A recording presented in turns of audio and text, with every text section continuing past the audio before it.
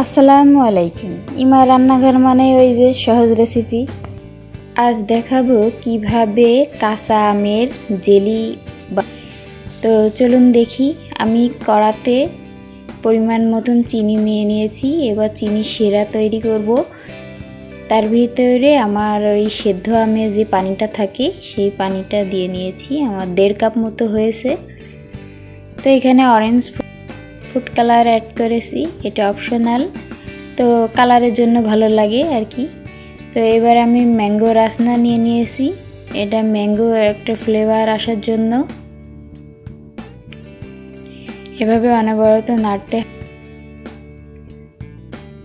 এই যে দেখতেই পাচ্ছেন এরকম হবে। আমি একটু স্বাদ মতো লবণ অ্যাড করছি। তো লাস্ট পর্যায়ে আমি একটু ভিনেগার অ্যাড করেছি যাতে এই জেলিটা যাতে অনেক দিন খাওয়া যায়।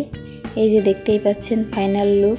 তো আমার রেসিপি যদি ভালো লেগে থাকে অবশ্যই বাড়ি একটু ট্রাই করে আপনার মেহমান বা বাসার সবাইকে এভাবে বানিয়ে চমকে দিতে পারেন যে আসলেই কি জাদু।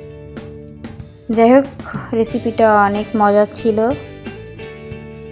আমি একটা স্লাইস রুটির মাঝখানে বরাবর এভাবে লাগিয়ে দেখাচ্ছি কেমনটা হয়েছে। তো আপনারা যে কোনো নাস্তার সঙ্গে এই রেসিপিটা শেয়ার করতে পারেন।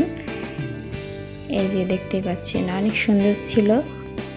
বাসায় এভাবে টাটকা জেলি বানিয়ে যদি খান তাহলে অবশ্যই ভালো লাগবে বাজারের থেকেও।